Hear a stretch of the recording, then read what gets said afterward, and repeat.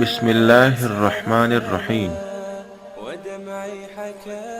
السلام علیکم ورحمۃ اللہ وبرکاتہ۔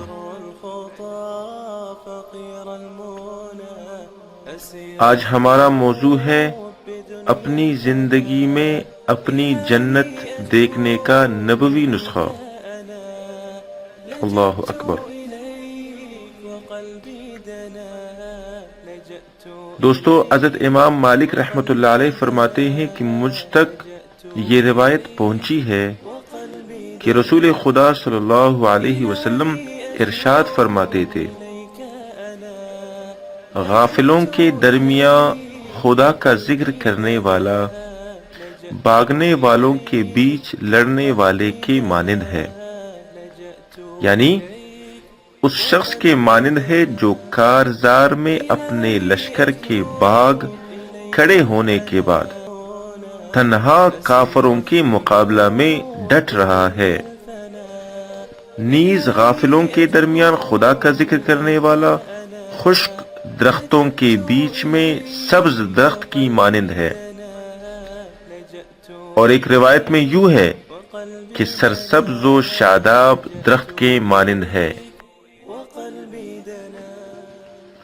اور خدا کا ذکر کرنے والا اندھیرے گھر میں چراغ کے مانند ہے۔ اللہ اکبر۔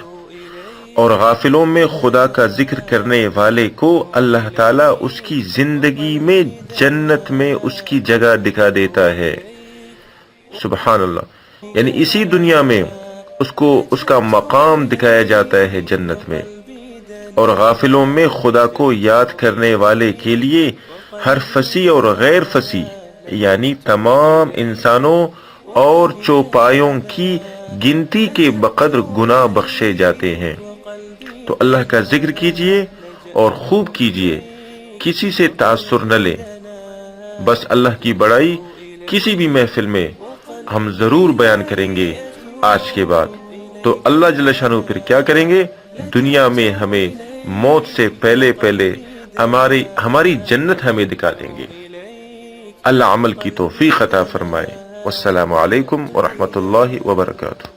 إلهي أتوب إليك أنا لجأت إليك وقلبي دنا، لجأت إليك وقلبي دنا، لجأت إليك وقلبي دنا۔